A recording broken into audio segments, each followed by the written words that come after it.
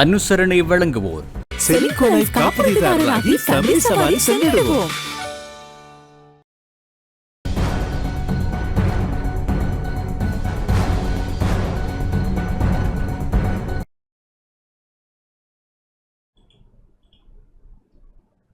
வணக்கம். டான் தமிழொலியின் இரவு நேர பிரதான செய்தி அறிக்கையோடு இணைந்திருக்கும் நான் ஜெகநாதன் சஜித். முதலில் தலைப்புச் செய்திகள்.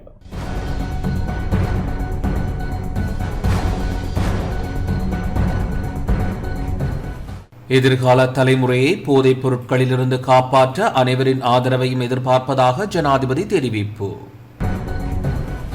நுகைகொடை பேரணி கொள்கை சார்ந்ததல்ல என சாகர காரியவசம் தெரிவிப்பு. யாழ்ப்பாணம் செம்மணி மனித புதைகுழியின் 3ஆம் கட்ட அகழ்வுப் பணிகளை அடுத்த வருடம் முன்னெடுக்க தீர்மானம். இந்திய மீனவர்களை கட்டுப்படுத்தும் வகையில் இலங்கை கடற்படையின் நடவடிக்கைகள் அமைய வேண்டும் என என்.எம். ஆலம் வலியுறுத்தல். மட்டக்களப்பு நவகிரி ஆற்றை குறுக்கிட்டு அமைக்கப்பட்டுள்ள பாலம் மக்கள் பாவனைக்காக கையளிப்பு.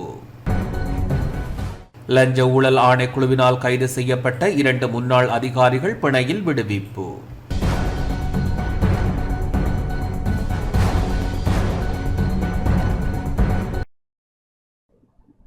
தொடர்வது முதன்மை செய்தி.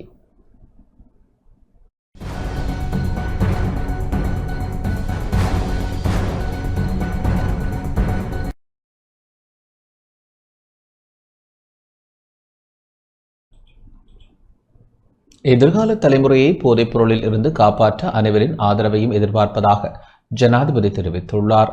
கிராமத்திற்கும் விகாரைக்கும் இடையே ஒரு ஆன்மீக தொடர்பு இருப்பதாகவும் சமூகத்தை மீட்டெடுக்க பிக்குமாரின் பங்களிப்பு இந்த சமூகத்திற்கு மீண்டும் அவசியம் எனவும் ஜனாதிபதி அனுரகுமார திசாநாயக்க தெரிவித்துள்ளார். களனி வித்யாலங்கார சர்வதேச பௌத்த மாநாட்டு மண்டபத்தில் இடம்பெற்ற எலசிய அபிமன் நினைவு விழாவில் உரையாற்றும் போதே ஜனாதிபதி அனுரகுமார திசாநாயக்க இவ்வாறு தெரிவித்தார்.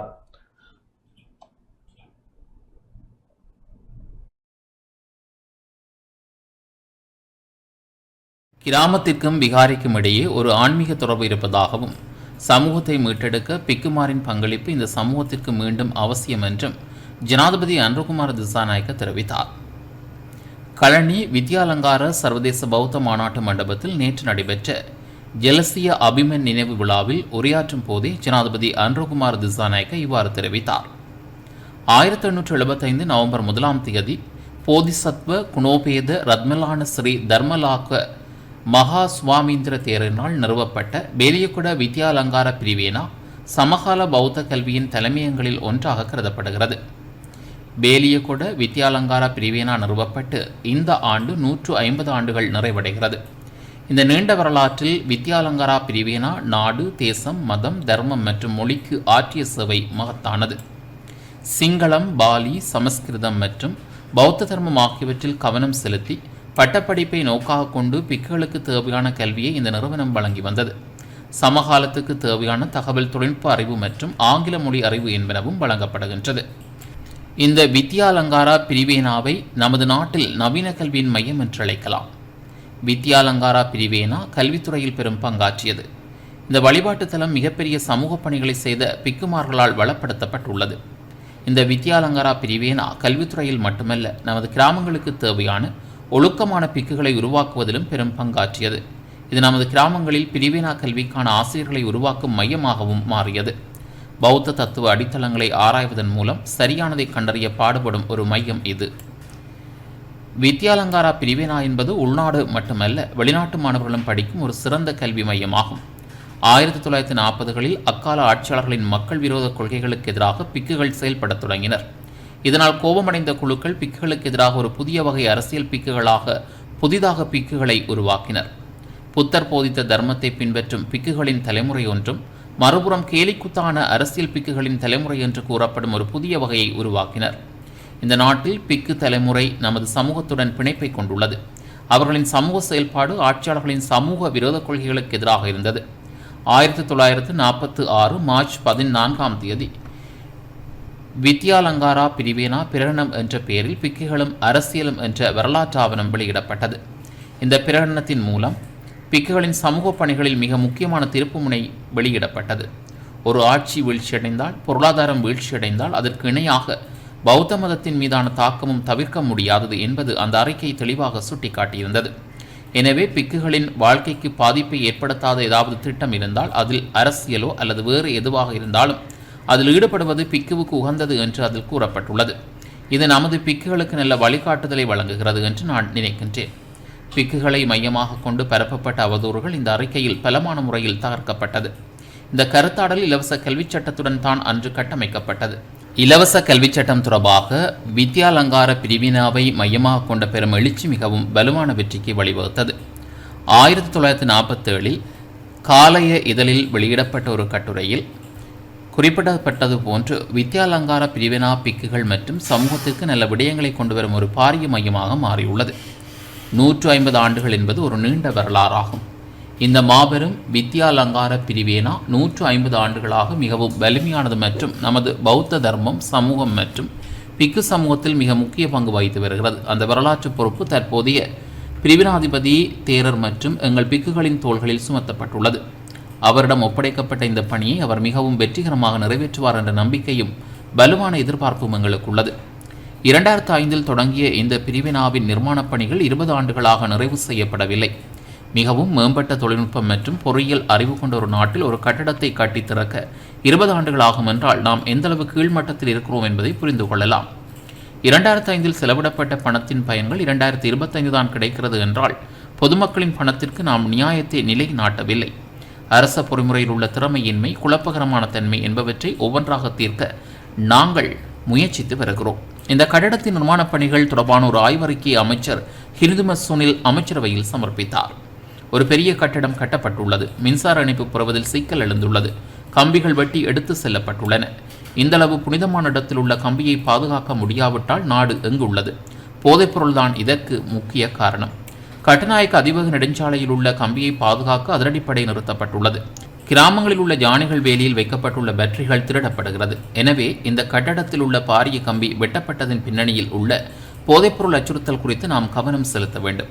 ஒரு அரசாங்கமாக நமக்கு ஒதுங்க முடியாத பொறுப்பு உள்ளது. இந்த போதைப்பொருளுக்கு எதிரான போராட்டத்தை முடிவுக்கு கொண்டு வருவோம். இந்த போதைப்பொருட்கள் நாம் நினைத்து பார்க்காத துறைகளுக்குள் பரவியுள்ளன.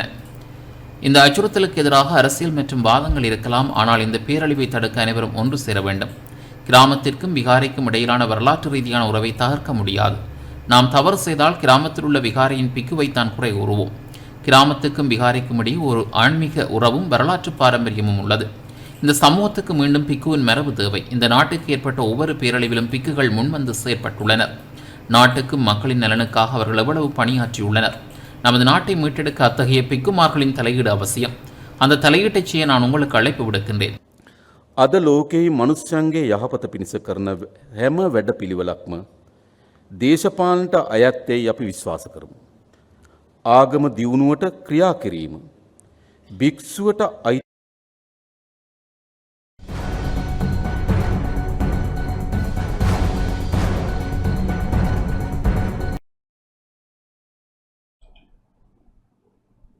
இனவாதத்திற்கு இடமில்லை என அமைச்சர் லால்காந்த் தெரிவித்துள்ளார். இனவாதத்திற்கு ஒருபோதும் இடமளிக்கப் போவதில்லை என கமத்தொழில், கால்நடை வளங்கள், காணி மற்றும் நீர்ப்பாசனத்துறை அமைச்சர் KD லால்காந்த் தெரிவித்துள்ளார். மட்டக்களப்பில் இடம்பெற்ற வாரி மக அபே உரிமை நிகழ்ச்சியில் கலந்து கொண்டு உரையாற்றும் போதே அவர் இதனை தெரிவித்தார். සමාජයේ ලොකු ප්‍රශ්නයකට දැන් අපි අත ගහලා තියෙනවානේ. මත්ද්‍රව්‍ය ප්‍රශ්නේ සමාජ ප්‍රශ්නයක්. போதைப்பொருள் பிரச்சினை என்பது ஒரு சமூக பிரச்சினை. சமூகம் சீர்குலைந்துள்ளது. சமூகத்தில் மனிதர்கள் ஒருவருடன் ஒருவர் கொண்டிருந்த உறவுகள் முற்றிலும் சிதைவடைந்துள்ளது. இப்போது மக்கள் உண்மையிலேயே கோபமாக இருக்கிறார்கள். ஒருவரையொருவர் அணுக முடியாத நிலை, ஒருவருக்கொருவர் பிடிக்காத நிலை ஏற்பட்டுவிட்டது. பக்கத்தில் இருப்பவருடன் கூட பேச விருப்பமில்லாத நிலை வந்துவிட்டது. அந்த அளவிற்கு நமது சமூகம் சீரழிந்து விட்டது. இனவாதத்தின் ஊடாகவும் மத தீவிரவாதம் காரணமாகவும் போதைப்பொருள் காரணமாகவும் சமூகம் சீரழிந்து விட்டது. ஆகையால் இப்போது நாங்கள் இனவாதத்திற்கு எந்த இடமும் கொடுக்க மாட்டோம். எங்கும் இனவாதத்திற்கு இடமில்லை. தவறாக இருப்பின் அதை பாதுகாக்காமல் ஒடுக்கி விடுவோம். இனவாதத்திற்கு இடமில்லை. இதை சமூகம் புரிந்து கொள்ள வேண்டும். அதேபோல் மதவாதத்திற்கும் இடமில்லை.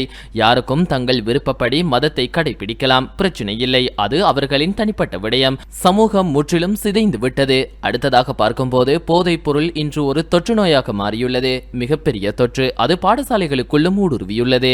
இப்போது பல்கலைக்கழகங்களிலும் அதே நிலை, அங்கேயும் அதே போல் பரவியுள்ளது. எங்கும் அது தொற்று போல பரவி வருகிறது. சமூகம் சிதைந்து விட்டது. ஆகவே அதற்கு சிகிச்சை அளிக்க தொடங்கியுள்ளோம். හැම තැනම වසංගතයක් ඉදිරියට පැතිරලා තියෙනවා. සමාජය කඩා වැටලා තියෙනවා. ඒකත් දැන් අපි සුවපත් කිරීම ආරම්භ කරලා நுகேகொடை பேரணி கொள்கை சார்ந்ததல்ல என சாகர காரியவசம் தெரிவித்துள்ளார். அரசாங்கமே போதைப்பொருள் பிரச்சனையையும் குற்ற உலகத்தையும் உருவாக்கி அதை ஒழித்து வீரராக மாற முயல்வதாக ஸ்ரீலங்கா பொதுஜன பெரமுனவின் பொதுச் செயலாளர் சாகர காரியவசம் தெரிவித்துள்ளார். ஸ்ரீலங்கா பொதுஜன பெரமுனவின் தலைமையகத்தில் இன்று இடம்பெற்ற ஊடகவியலாளர் சந்திப்பின் போதே அவர் இதனை குறிப்பிட்டார். ඒ රැලිය අරමුණ මොකක්ද කියන එක අපි මේ රටේ ජනතාවට ප්‍රකාශ කරා. நுகேகொட பேரணியின் நோக்கம் கொள்கை சார்ந்த ஒன்றல்ல. ஏனெனில் ஐக்கிய தேசிய கட்சி இந்த பேரணியில் பங்கேற்க இருப்பதாக அறிவிக்கப்பட்டுள்ளது. ஐக்கிய தேசிய கட்சியின் கொள்கைகள் எங்களுடையவற்றிலிருந்து முற்றிலும் மாறுபட்டவை. அவை 2 வேறு கொள்கைகளை கொண்ட கட்சிகள். இந்த நாட்டில் ஒவ்வொருவருக்கும் சுதந்திரமாகவும் ஜனநாயகமான முறையிலும் வாழும் உரிமை மற்றும் அரசியலில் ஈடுபடும் உரிமை இருக்க வேண்டும். எனவே அரசாங்கத்துடன் தொடர்பில்லாத அனைத்து கட்சிகளும் இந்த நாட்டில் ஜனநாயகத்தை ஒடுக்கி ஒற்றை கட்சி அரசாங்கத்தை உருவாக்கும் முயலும் எதிர் ஜனநாயக முயற்சிக்கு எதிராக இந்த போராட்டத்தை நடத்த முடிவு செய்துள்ளன. மேலும் இந்த அரசாங்கத்திற்கு மக்களுக்கு மிகப்பெரிய வாக்குறுதிகள் கொடுத்தது. ஆனால் அந்த வாக்குறுதிகளில் ஒன்றையாவது நிறைவேற்ற முடியவில்லை. எனவே இந்த 2 காரணங்களின் அடிப்படையில் 21ஆம் தேதி நடைபெறும் இந்த போராட்டத்தில் எந்த கட்சியும் பங்கேற்கவில்லை என்றால் அது கொள்கை சார்ந்த முடிவு அல்ல. ஏனெனில் இது கொள்கை அடிப்படையிலான செயல் அல்ல. இது நாட்டின் ஜனநாயகத்தை பாதுகாக்கும் முயற்சியாகும். அதனால் இந்த போராட்டத்தில் பங்கேற்காமல் இருப்பவர்கள் தொடர்பில் குறிப்பிடும் போது 2 தரப்பினராகவே இருக்க முடியும். அரசாங்கத்துடன் ரகசிய ஒப்பந்தம் வைத்திருப்பவர்கள் அல்லது அரசாங்கத்துடன் வணிக ஒப்பந்த உறவு வைத்திருப்பவர்கள். இதை தவிர வேறு எவரும் இப்படிப்பட்ட பொது போராட்டத்தில் பங்கேற்காமல் இருக்க முடியாது. போதைப்பொருள் ஒழிப்பு நடவடிக்கைக்கு முழு ஆதரவை வழங்க தயாராக உள்ளோம். தேர்தல் வாக்குறுதிகள் நிறைவேறவில்லை. பிரச்சினைகளை தாமே உருவாக்கி தாமே தீர்க்கும் ஜனாதிபதியே உள்ளார். அரசாங்கமே போதைப்பொருள் பிரச்சனையையும் குற்ற உலகத்தையும் உருவாக்கி அதை ஒழித்து வீரராக மாற முயல்கிறது. ව්‍යසනය මැඩලන වීරයෙක් බවට පත් කල්ලා කාදිනල්තුමාගෙත් කටවහන්න හදනවද කියන 7000 பேரை சுகாதார சேவைக்கு ஆட்சேர்ப்பு செய்ய நடவடிக்கை எடுக்கப்பட்டுள்ளதாக அமைச்சர் நலிந்த ஜெயதீச தெரிவித்துள்ளார். தற்போதைய அரசாங்கம் 72,000 புதிய நியமனங்களை அரசு சேவைக்கு உள்வாங்க நடவடிக்கை எடுத்துள்ளதாகவும் அதில் 7000 பேரை சுகாதார சேவைக்கு ஆட்சேர்ப்பு செய்யப்பட்டதாகவும் அமைச்சர் நலிந்த ஜெயதீச தெரிவித்தார். 303 பட்டதாரிகளுக்கு புதிய நியமனங்களை வழங்கும் நிகழ்வு இன்று கொழும்பு மாவட்ட செயலக கேட்போர் கூடத்தில் சுகாதார மற்றும் பகுஜன ஊடக அமைச்சர் டாக்டர் நலிந்த ஜெயதீச தலைமையில் இடம்பெற்ற போது இதனை தெரிவித்தார்.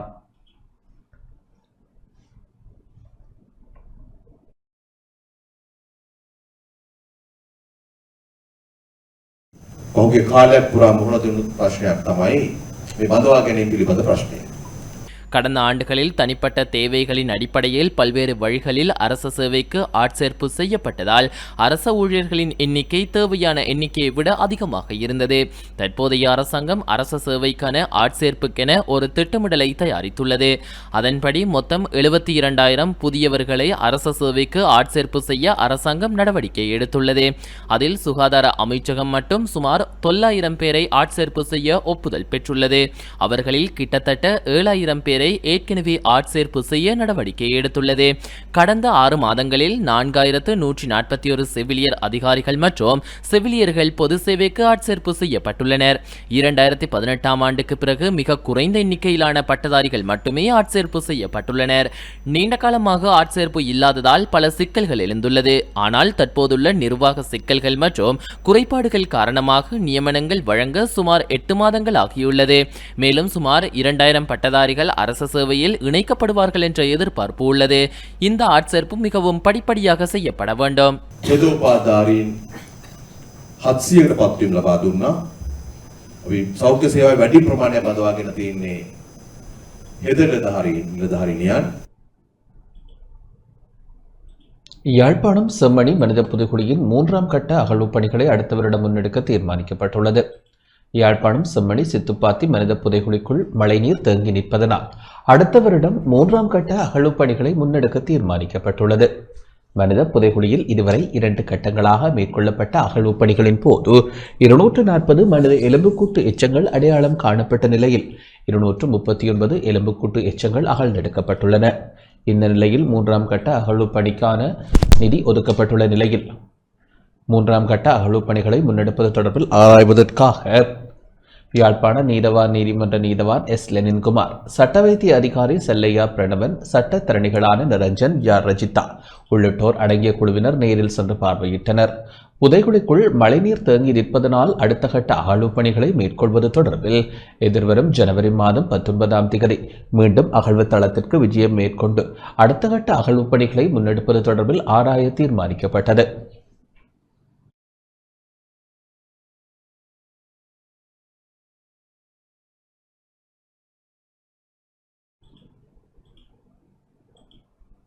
இந்திய மீனவர்களை கட்டுப்படுத்தும் வகையில் இலங்கை கடற்படையின் நடவடிக்கைகள் அமைய வேண்டும் என வடக்கு மாகாண கடை தொழிலாளர் இணையத்தின் ஊடக பேச்சாளர் மாலம் தெரிவித்துள்ளார். இலங்கை கடற்படை கடல் பாதுகாப்பு நடவடிக்கைகளை பலப்படுத்தினாலும் இந்திய மீனவர்களின் அத்துமீறிய வருகையை கட்டுப்படுத்த முடியாத நிலை ஏற்பட்டுள்ளதாகவும், அதனால் இந்திய மீனவர்களை கட்டுப்படுத்தும் வகையில் இலங்கை கடற்படையின் நடவடிக்கைகள் அமைய வேண்டும் எனவும் வடக்கு மாகாண கடற்தொழிலாளர் இணையத்தின் ஊடக பேச்சாளர் மாலம் தெரிவித்துள்ளார்.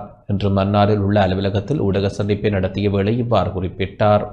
எத்தனையோ தடவைகள் இந்திய மீனவர்களை எமது கடற்பரப்புக்குள் உள்நுழையாதீர்கள் என்று தொடர்ந்து வலியுறுத்தி வந்த போதிலும் இந்த தொடர் கைதுகள் நடந்த வண்ணமே இருக்கின்றன. குறிப்பாக தமிழக மீனவர்கள் தமிழகத்தில் தொழில் செய்வதை விட இலங்கையில் தான் அதிக காலத்தை தொழில் செய்கிறார்களோ என்ற எண்ணம் தோன்றுகின்றது. இந்த கைதுகள் ஊடாக நாங்கள் பல தடவைகள் இந்த கைதுகளின் நிமித்தம் அந்த தமிழக மீனவர் படும் துன்பங்களையும் அவர்கள் படும் வேதனைகளையும் நாங்கள் பார்த்து வந்தாலும் அந்த தமிழக மீனவர்கள் இலங்கை கடற்பரப்பை அத்துமீறி நுழைந்து இந்த மீன்பிடி செயற்பாடுகளில் ஈடுபடுவதை ஏன் நிறுத்துகிறார்கள் இல்லை என்ற கேள்வியும் எழுகின்றது. இலங்கை மீனவர்கள் இந்த ஸ்ரீலங்கா கடற்பகுதியை பயன்படுத்துவதை விட இந்திய மீனவர்கள் குறிப்பாக தமிழக மீனவர்கள் பயன்படுத்துவதே அதிகமாக காணப்படுகின்றது. நாங்கள் கடற்படைக்கு தொடர்ச்சியாக அழுத்தங்களை கொடுத்த போதிலும் இவ்வாறான கைதுகளையும் அவர்களின் வருகையை தடுப்பதிலும் கவனக்குறைவாக கடற்படை இருக்கின்றதோ என்று எண்ண தோன்றுகின்றது. எனவே கடலில் இந்த கண்காணிப்பு நடவடிக்கைகளை தொடர்ச்சியாக மேற்கொண்டு வருகின்றோம் என்று, அதை கடத்தலுக்காக இருக்கலாம் அல்லது ஆட்கடத்தல்கள், போதை வஸ்து கடத்தல்கள் இந்த கடற்பகுதியில் நடைபெற்று வருகிறது. எனவே கண்காணிப்பை தீவிரப்படுத்தி இருக்கிறோம் என்று அரசு கூறினாலும் தொடர்ச்சியான கைதுகளை பார்க்கும்போது ஏதோ ஒரு வகையில் இந்த கடத்தல்களும் ஆட்கடத்தல்களும் இந்த போதை வஸ்து கடத்தல்களும் இந்த கடற்பகுதியில் தொடர்ந்து நடைபெறுவதற்கான வாய்ப்பு இப்போது இந்த கைதின் மூலம் தெரிய வருகின்றது. இந்த இந்திய மீனவர்கள் 3-4 படகுகள் கைதாகி இருந்தால் நிச்சயமாக இதை தாண்டி கடத்தல் சம்பந்தப்பட்டவர்களும் இந்த எல்லையை பயன்படுத்துகிறார்கள் என்பதை நாங்கள் இதுவேளை புரிந்து கொள்ளக்கூடியதாக இருக்கின்றது. கண்காணிப்பை கடற்படை தீவிரப்படுத்தாதவரை மீனவன் என்ற போர்வையிலே இரு நாட்டிலும் குறிப்பாக தமிழகத்தில் இருந்து வருகின்ற மீனவர்கள் கடத்தல்காரர்கள் என்றோ அல்லது கடத்தல்காரர்களுக்காக உதவி செய்கிறோம் என்று பார்க்க வேண்டிய சூழ்நிலைக்கு இன்று நாங்கள் தள்ளப்பட்டிருக்கின்றோம். எனவே மீனவர்களாகிய நீங்கள் ஒன்றை தமிழக மீனவர் புரிந்து கொள்ளுங்கள். உங்கள் போர்வையிலே உங்கள் பேரிலே கடத்தல்காரர்கள் உள்நுழைகின்றார்கள். எனவே அதை கட்டுப்படுத்துவதற்காகவது, அதை இல்லாமலாக்குவதற்காகவது, அந்த பேரை அழிப்பதற்காகவது நீங்கள் எங்கள் கடலிலே தாண்டார்கள்.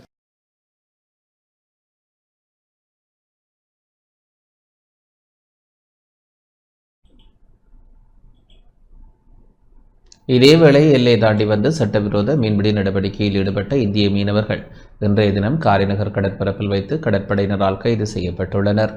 3 படகுகளில் வந்த 31 இந்திய மீனவர்களை இவ்வாறு சட்டவிரோத மீன்பிடி நடவடிக்கையில் ஈடுபட்ட வேளை கைது செய்யப்பட்டுள்ளனர். கைது செய்யப்பட்ட மீனவர்கள் அனைவரையும் யாழ்ப்பாண மாவட்ட நீரியல்வள திணைக்களத்தினர் கடற்படையினரிடமிருந்து பொறுப்பேற்று அவர்களுக்கு எதிராக நீதிமன்றில் வழக்கு தாக்கல் செய்வதற்கான நடவடிக்கைகளை மேற்கொண்டு வருகின்றனர்.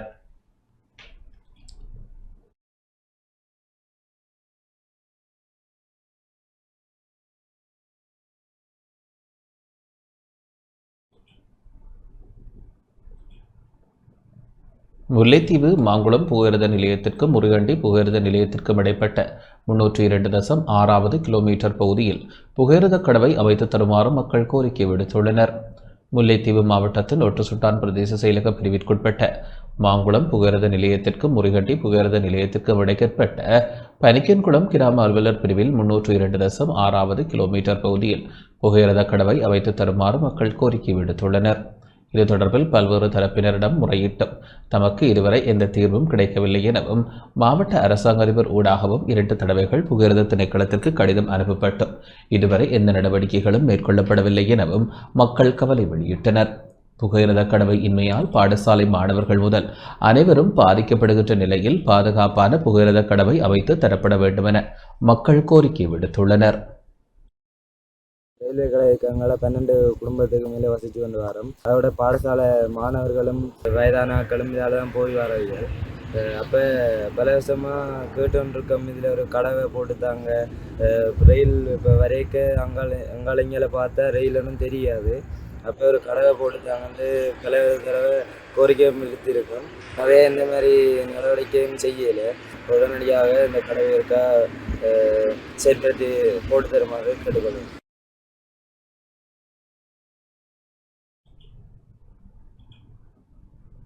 போதைப்பொருள் விழிப்புணர்வு கருத்தரங்கு இன்று கிளிநொச்சி தர்மபுரத்தில் இடம்பெற்றது.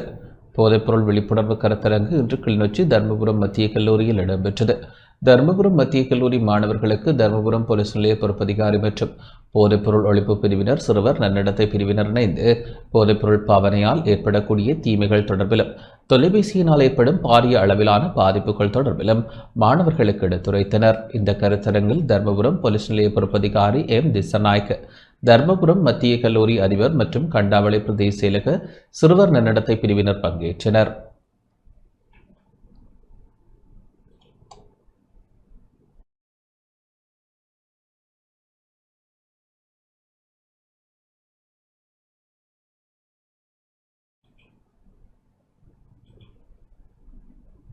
முழு நாடுமே ஒன்றாக என்ற தேசிய வேலை திட்டத்தின் கீழ் திருகோணமலை, தோப்பூர், அல்ஹம்ரா மத்திய கல்லூரி மாணவர்களுக்கு போதைப்பொருள் தொடர்பான விழிப்புணர்வு செயலமர்வு இன்று கல்லூரி ஆராதனை மண்டபத்தில் இடம்பெற்றது. திருகோணமலை சிரேஷ்ட போலீஸ் அத்தியட்சகரின் ஆலோசனைக்கு அமைவாக சமூக போலீஸ் சுற்றுச்சூழல் பாதுகாப்பு பிரிவின் திருகோணமலை பிராந்திய போலீஸ் பொறுப்பதிகாரி AKM ஜவாஹிர் கலந்து மாணவர்களுக்கு விழிப்புணர்வு வழங்கினார். தோப்பூர் போலீஸ் நிலைய பொறுப்பதிகாரியும் பிரதம போலீஸ் பரிசோதகருமான AFM ரமேஷ், அல்ஹம்ரா மத்திய கல்லூரி அதிபர், ஆசிரியர்கள், தோப்பூர் போலீஸ் நிலைய சமூக போலீஸ் பிரிவு உறுப்பினர்கள் என பலரும் கலந்து கொண்டமை குறிப்பிடத்தக்கது.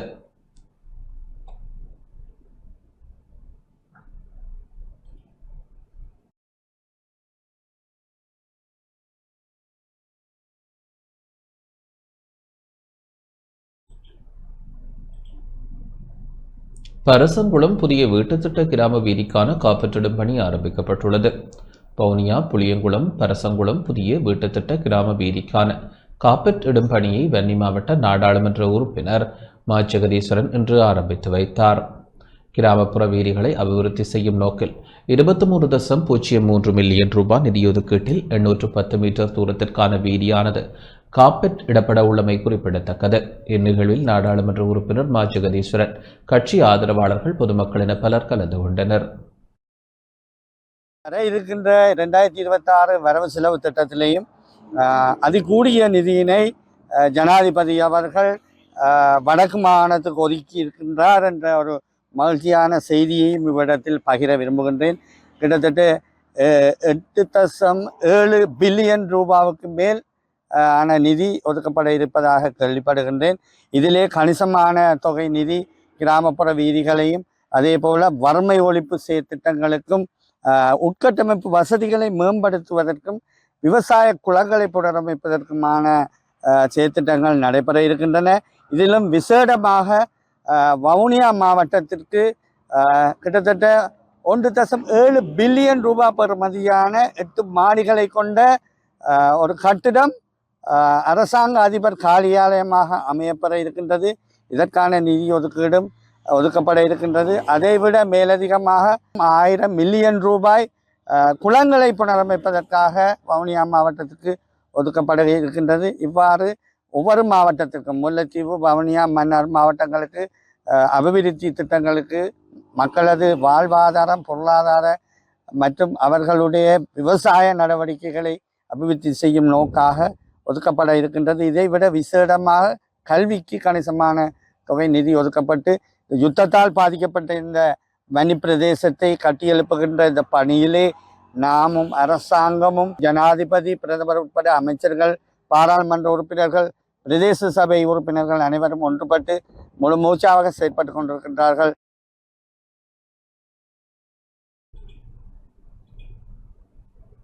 மட்டக்களப்பு நவகிரி ஆற்றை குறுக்கிட்டு அமைக்கப்பட்டுள்ள அணைக்கட்டு மற்றும் அணைக்கட்டுடனான பாலம் மக்கள் பாவனைக்காக கையளிக்கப்பட்டுள்ளது. தேசிய மக்கள் சக்தி அரசாங்கத்தினால் மட்டக்களப்பு போர்தீவு பெற்ற பிரதேச செயலகத்திற்குட்பட்ட பகுதிக்குட்பட்ட பிரதான நீர்ப்பாசன குளமான நவகிரி ஆற்றை குறுக்கிட்டு அமைக்கப்பட்டுள்ள அணைக்கட்டு மற்றும் அணைக்கட்டுடனான பாலத்துடன் கூடிய அணைக்கட்டு என்பன திறந்து வைக்கப்பட்டன. நவகிரி ஆற்றுக்கு குறுக்காக மக்களினதும் விவசாயிகளினதும் போக்குவரத்தினை இலகுபடுத்தும் வகையில் கண்ணியம்மை மற்றும் கல்வெட்டை அணைக்கட்டுக்கு இடையில் போக்குவரத்தை மேற்கொள்ளும் பொருட்டும் பாலத்துடன் கூடிய அணைக்கட்டு அமைக்கப்பட்டது. கமத்தொழில் கால்நடை வளங்கள் காணி மற்றும் நீர்ப்பாசன அமைச்சு 86.9 மில்லியன் நிதி ஒதுக்கீட்டின் மூலம் இது நிர்மாணிக்கப்பட்டது. நீர்ப்பாசன பணிப்பாளர் நாயகம் எந்திரி அஜித் குணசேகர தலைமையில் இடம்பெற்ற நிகழ்வில் கமத்தொழில் கால்நடை வளங்கள் காணி நீர்ப்பாசன அமைச்சர் கேடி லால்காந்த பிரதம அதிதியாக கலந்து கொண்டு திறந்து வைத்தார். நிகழ்வில் தேசிய மக்கள் சக்தியின் நாடாளுமன்ற உறுப்பினர் கந்தசாமி பிரபு, நீர்ப்பாசன திணைக்கள மட்டக்களப்பு மாவட்ட பணியாளர் பொறியியலாளர் இப்ராஹிம், போரதீவு பெற்ற பிரதேச செயலக பிரதேச செயலாளர் எஸ் ரங்கநாதன், கமத்தொழில் கால்நடை வளங்கள் காணி மற்றும் நீர்ப்பாசன அமைச்சின் மட்டக்களப்பு திணைக்கள பணிப்பாளர் திலகநாதன் உட்பட பலர் கலந்து கொண்டனர்.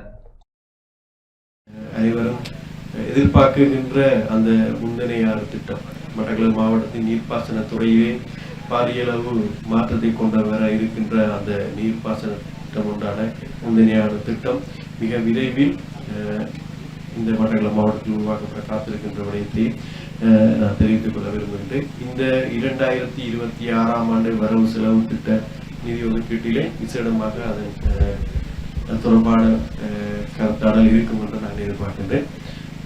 உங்களுக்கு தெரியும், அண்மித்த காலப்பகுதியிலே போதைப் பொருள் தொடர்பாக பல விடயங்களை முன்னெடுப்புகளை தடுப்பதற்கான நடவடிக்கைகளை அரசாங்கம் என்ற ரீதியிலே நாங்கள் செயற்படுத்தி கொண்டிருக்கின்றோம். அதிலே தற்போது பாரியளவான கைதுகள், வெளிநாடுகளில் அந்த குற்ற செயலோடு தொடர்புபட்டவர்கள் யாராக இருந்தாலும் வெளிநாட்டில் ஒழித்திருந்தாலும் கூட அவர்களை தேடி சென்று கைது செய்கின்ற ஒரு அரசாங்கமாக, சட்டத்தை நடைமுறைப்படுத்துகின்ற ஒரு அரசாங்கமாக இன்றைக்கு தேசிய மக்கள் சக்தி அரசாங்கம் செயற்பட்டுக் கொண்டிருக்கின்றது.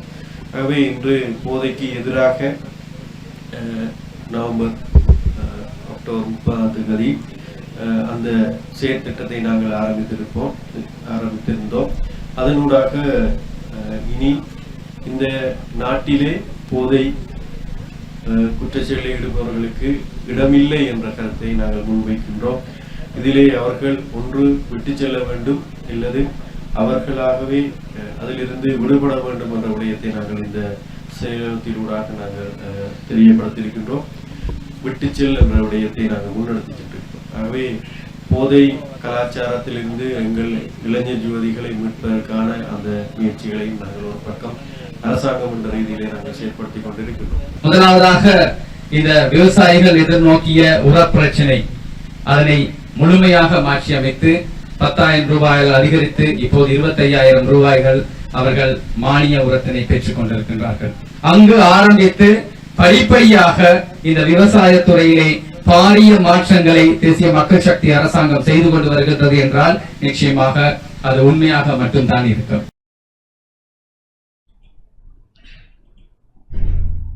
வெள்ளவாய அராவா ஆற்றினை கடப்பதற்கு பாலத்தை அமைத்து தருமாறு மக்கள் கோரிக்கை விடுத்துள்ளனர்.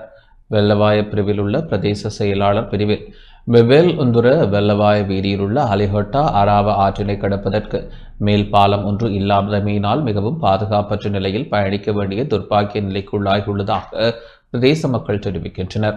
அலிஹொட்டா அராவா ஆற்றின் மேல் பாலம் ஒன்றினை அமைத்து தருமாறு வெள்ளவாய பிரதேச செயலாளர் பிரிவில் உள்ள வேவல்ஹந்திர கிராமத்தில் சுமார் 80 குடும்பங்கள் பல ஆண்டுகளாக மாறி மாறி ஆட்சிக்கு வரும் அரசாங்கங்களிடம் கோரிக்கைகளை முன்வைத்தும் இதுவரை கட்டுமான பணிகள் எதுவும் இடம்பெறவில்லை என தெரிவிக்கின்றனர். வெள்ளவாய அலிஹொட்டா அராவா நீர்த்தேக்கத்தின் மதகுகள் அடிக்கடி திறக்கப்படுவதாலும் மழைக்காலங்களில் ஆற்றின் நீர்மட்டம் அதிகரிப்பதாலும் அவ்வீதியில் சப்பாத்து பாலம் வெள்ளத்தில் மூழ்குவதால் கிராமத்தின் போக்குவரத்து முற்றிலுமாக தடைபடுகின்றது. சப்பாத்து பாலத்தில் ஏற்கனவே 2 முச்சக்கர வண்டிகள் தண்ணீரில் அடித்துச் செல்லப்பட்டதாக சுட்டிக்காட்டியுள்ளனர். கிராமத்திலிருந்து நகர்ப்புற பகுதிகளுக்கு செல்லும் மாணவர்கள், நோயாளிகள், கர்ப்பிணி பெண்கள், வயோதிபர்கள் என பலரும் சிரமத்தை எதிர்கொள்கின்றனர். சப்பாத்து பாலத்திற்கு பதிலாக ஒரு பாதுகாப்பான கொங்கிரீட் பாலத்தை அமைத்து உயிரையும் உடைமைகளையும் காப்பாற்றுமாறு அதிகாரிகளிடம் பிரதேச மக்கள் கோரிக்கை விடுத்துள்ளனர். வத்திக்கான் வெளிவிவகார அமைச்சர் நாட்டை வந்தடைந்தார்.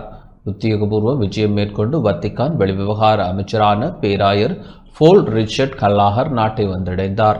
அவரை வெளிவிவகார மற்றும் வெளிநாட்டு வேலைவாய்ப்புத்துறை பிரதி அமைச்சர் அருண் ஹேமச்சந்திரா வரவேற்றார்.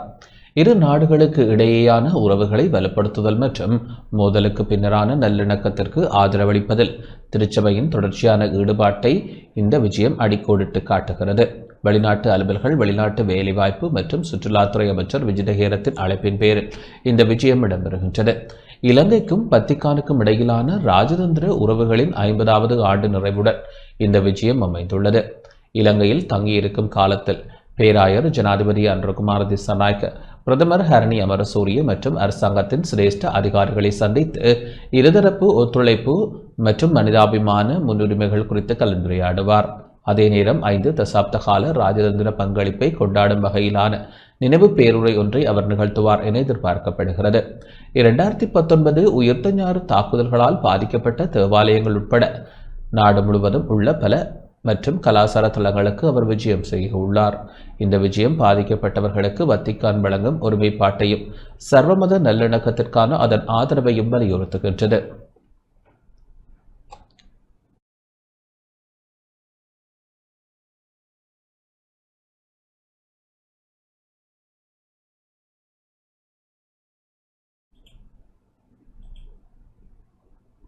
லஞ்ச ஊழல் ஆணைக்குழுவினால் கைது செய்யப்பட்ட 2 முன்னாள் அதிகாரிகள் பிணையில் விடுவிக்கப்பட்டுள்ளனர். லஞ்சம் மற்றும் ஊழல் விசாரணை ஆணைக்குழுவினால் இன்று காலை கைது செய்யப்பட்ட 2 முன்னாள் சிரேஷ்ட அதிகாரிகள் பிணையில் விடுவிக்கப்பட்டுள்ளனர்.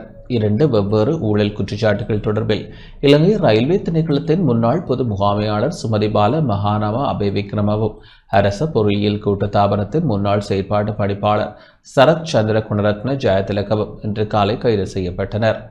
இந்த சந்தேக நபர்கள் கொழும்பு நீதவான் நீதிமன்றில் ஆஜர்படுத்தப்பட்ட நிலையில் அவர்களை பிணையில் செல்ல நீதவான் அனுமதி வழங்கியுள்ளார்.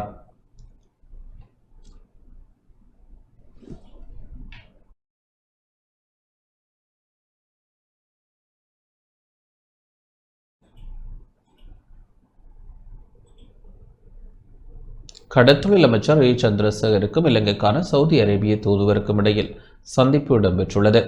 கடற்தொழில், நீரியல் மற்றும் கடல் வளங்கள் அமைச்சர் ஏ சந்திரசேகர் மற்றும் இலங்கைக்கான சவுதி அரேபிய தூதுவர் ஹாலித் பின் ஹமூத் அல் ஹஹ்தானி ஆகியோருக்கு இடையிலான நட்பு மற்றும் பணி சார்ந்த கலந்துரையாடல் கொழும்பில் உள்ள கடற்தொழில் அமைச்சில் இடம்பெற்றது.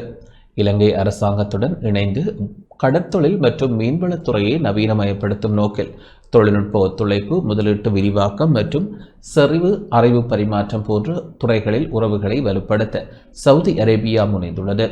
சவுதி அரேபியாவின் தொலைநோக்கு திட்டத்தின் கீழ் மீன் வளர்ப்பு, மீன்வள மேலாண்மை, கடல் ஆராய்ச்சி மற்றும் நீரியல் வள மேம்பாட்டுத் துறைகளில் பெற்றுள்ள முன்னேற்றத்தை அமைச்சர் சந்திரசேகர் பாராட்டியதுடன் இலங்கையும் தனது வளமான கடல், பல்லுயிர் வளங்களையும் மூலோபாயமான இந்திய பெருங்கடல் இருப்பிடத்தையும் பயன்படுத்தி கடல்சார் பொருளாதார வளர்ச்சியை முன்னெடுக்க உறுதி பூண்டுள்ளதாக தெரிவித்தார். இருதரப்பினருக்கும் இடையில் இடம்பெற்ற கலந்துரையாடலில் மீன் வளர்ப்பு மேம்பாடு, நவீன தொழில்நுட்ப பரிமாற்றம், இறால் வளர்ப்பு தொழில்நுட்பங்களில் இருதரப்பு ஒத்துழைப்பு, மீன்வள உயிரியல் பாதுகாப்பு, தீவன உற்பத்தி மற்றும் வடிவமைப்பில் தொழில்நுட்ப உதவி உள்ளிட்ட பல முக்கிய விடயங்கள் விரிவாக ஆராயப்பட்டன. இலங்கையில் கடற்தொழில் மற்றும் நீரியல் துறைகளில் சவுதி முதலீட்டாளர்கள் ஈடுபடுவதற்கான சிறப்பு வாய்ப்புகள் மற்றும் முதலீட்டை ஊக்குவிக்கும் அரசாங்க ஆதரவு நடவடிக்கைகள் குறித்து அமைச்சர் விளக்கமளித்தார்.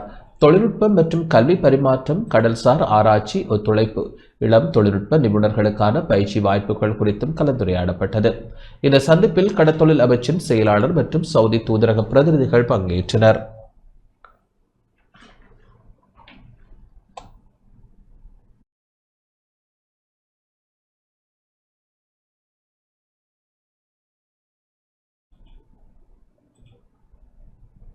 தமிழ் மக்கள் கூட்டணியின் தலைமை காரியாலயம் இன்று யாழ்ப்பாணத்தில் திறந்து வைக்கப்பட்டது. தமிழ் மக்கள் கூட்டணியின் தலைமை காரியாலயம் இன்று யாழ்ப்பாணம் மாநகர சபை எல்லைக்குட்பட்ட இலக்கம் 58 பொன் ராமநாதன் வீதியில் திறந்து வைக்கப்பட்டது. மங்கள விளக்கேற்றலை தொடர்ந்து உயிர் நீத்த உறவுகளுக்கு அஞ்சலி செலுத்தி ஈகைச்சுடர் ஏற்றப்பட்ட நிகழ்வு ஆரம்பமானது.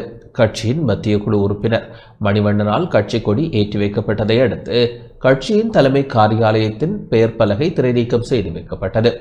அதன் பின்னர் கட்சியின் செயலாளர் நாயகம் விக்னேஸ்வரன் தலைமை காரியாலயத்தை திறந்து வைத்தார்.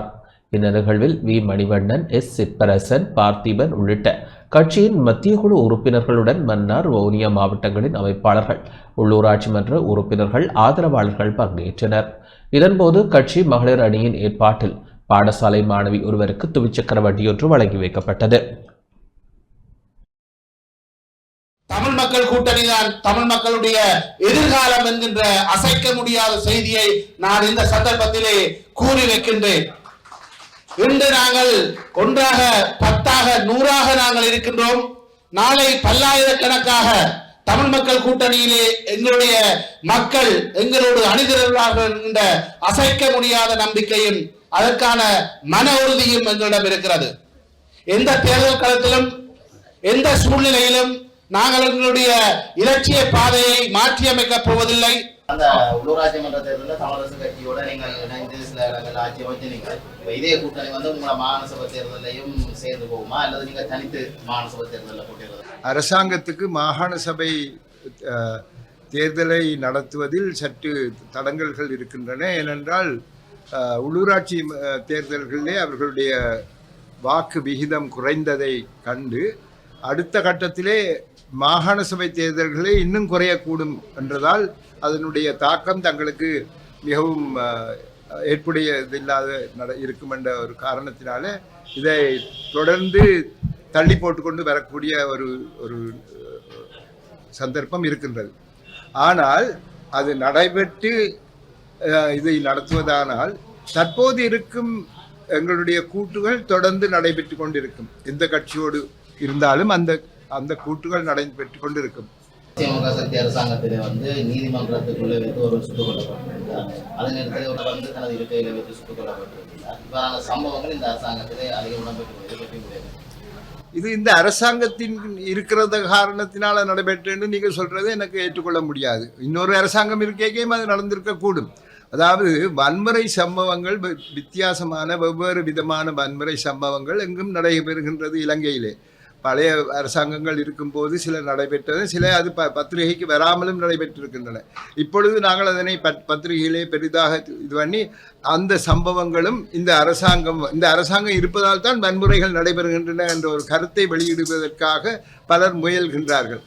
இது ஒரு சில வன்முறை சம்பவங்கள் ஆங்காங்கே எந்த காலகட்டத்திலும் நடைபெற்று கொண்டிருக்கின்றன. அவற்றை வைத்து இந்த அரசாங்கத்தை நாங்கள் குறை கூறுவது எனக்கு அவ்வளவு சரியாக தெரியவில்லை. கிளீன் ஸ்ரீலங்கா திட்டத்தினூடாக முன்னெடுக்கப்படும் போதைப்பொருள் கட்டுப்படுத்தல் சம்பந்தப்பட்ட பகுதிகளாக அமைந்திருக்கிறது. கொல்லப்பட்ட குழுக்களாக சம்பந்தப்பட்டவர்களாக இருக்கிறது.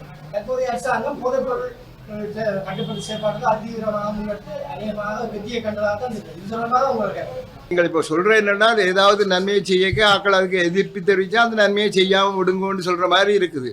அவர்கள் செய்யக்கூடிய நன்மைகளை செய்து கொண்டு போக அதனால் பாதிக்கப்பட்டவர்கள் சில நடவடிக்கைகளை எடுக்கக்கூடும். அது சம்பந்தமாகத்தான் இந்த நீதிமன்றத்திலே சூடு நடந்ததும் அதன் காரணமாக இருக்கக்கூடும். ஆனால் நாங்கள் அதற்காக அரசாங்கம் அதனை செய்யக்கூடாது. அதாவது போதை வஸ்து இதுகளை நிப்பாட்டுவது சம்பந்தமான நடவடிக்கையிலே இறங்கக்கூடாது என்று எங்களால் கூற முடியாது. அவர்கள் செய்யும் போதை வஸ்து ஒழிப்பு நடவடிக்கைகளை நாங்கள் எந்த காலத்திலும் குறை சொல்லக்கூடாது. வரவு செலவு திட்டத்தின் ஊடாக வாழ்க்கை சுமை குறைக்கப்பட வேண்டும் என இரா சாணக்கியன் எம்பி கோரிக்கை விடுத்துள்ளார். 2026ஆம் ஆண்டுக்கான புதிய வரவு செலவு திட்டத்தின் ஊடாக அரசாங்கம் மக்களின் வாழ்க்கை சுமையை குறைக்க நடவடிக்கை எடுக்க வேண்டும் என தமிழரசு கட்சியின் மட்டக்களப்பு மாவட்ட நாடாளுமன்ற உறுப்பினர் இரா சாணக்கியன் கோரிக்கை விடுத்துள்ளார். இன்று ஊடகங்களுக்கு கருத்து தெரிவிக்கும் போதே அவர் இவ்வாறு குறிப்பிட்டார். அரசாங்கம் இந்த வரவு செலவு திட்டத்தினூடாக ஒரு முடிவொன்றை எடுக்க வேணும். மக்களுடைய வாழ்க்கை சுமையை குறைக்கிறது என்றால் அரசாங்கம் ஒரு பக்கத்தால் அரச ஊழியர்களுடைய சம்பளத்தை 6 மாதத்துக்கு ஒருக்க அதிகரிப்போம் என்று சொன்னாலும் கூட கடந்த வருடம் பார்த்தோம்னு சொன்னால் சில அரச ஊழியர்களுக்கு 200 ரூபா 300 ரூபா 150 ரூபா அப்படியான சம்பள உயர்வு தான் வந்தது. அப்போ இந்த விலைவாசிகள் குறைக்காமல் சம்பளங்களை அதிகரிக்காமல் விட்டால் மக்களுக்கு உடைய வாழ்வாதாரம் மிகவும் சிக்கலான இது. அரசு அதிகாரிகள் மாத்திரம்தான், விவசாயிகள் மீன் பொருளை ஈடுபட்டவர்கள் இன்னும் பல பிரச்சனை இருக்கின்றது. அதே நேரத்திலே இந்த பாதையினூடாக மின்சாரத்துடைய விலை நான் 30% அரசாங்கம் ஆட்சிக்கு வந்தால் குறைப்போம் என்று சொல்லியிருந்தார்கள். ஆனால் இதுவரைக்கும் அது நாங்கள் காணக்கூடியதாக இல்லை. அன்றாட மக்களுக்கு தங்களுடைய வாழ்க்கை குடும்ப சுமையை குறைக்கிறதுக்கு, வாழ்க்கை செலவை குறைப்பதற்கு இந்த எலக்ட்ரிசிட்டியினுடைய மின்சாரத்துடைய விலையை குறைத்து கொள்வார்கள் என்று நாங்கள் எதிர்பார்க்கின்றோம்.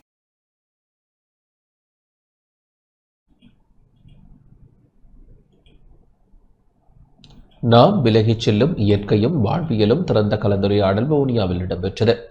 நாம் விலகிச் செல்லும் இயற்கையும் வாழ்வியலும் எனும் தொனிப்பொருளில் சமூக விஞ்ஞான படிப்பு வட்டத்தின் ஏற்பாட்டில் திறந்த கலந்துரையாடல் ஒன்று வவுனியாவில் நேற்று இடம்பெற்றது.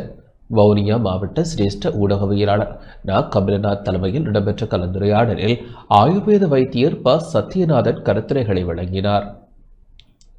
குறித்த கருத்துரைகளுக்கு பின்னர் ஆரம்பகால இயற்கையுடன் கூடிய வாழ்வியலால் ஏற்பட்ட நன்மைகள் தொடர்பாகவும் தற்போதைய வாழ்வியலால் ஏற்பட்ட நிலைமை தொடர்பாகவும் கலந்துரையாடப்பட்டது. குறித்த கலந்துரையாடலில் உள்ளூராட்சி சபை உறுப்பினர்கள், பொது அமைப்பினர் உட்பட பல பொதுமக்கள் கலந்து கொண்டனர்.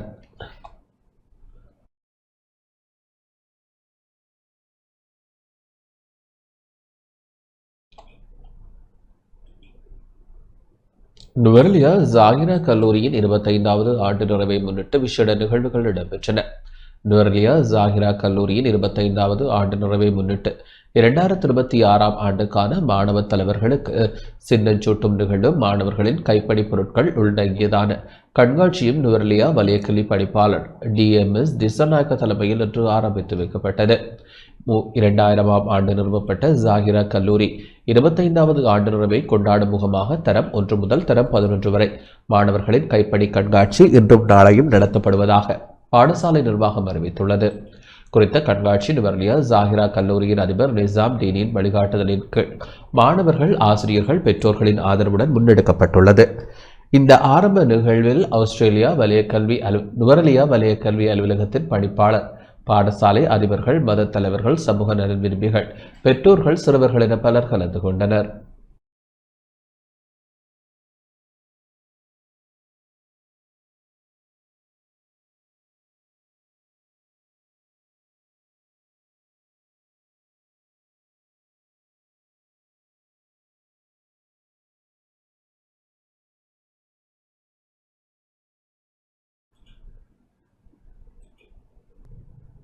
இத்துடன் இந்த செய்தி அறிக்கை நிறைவடைகின்றது. வணக்கம்.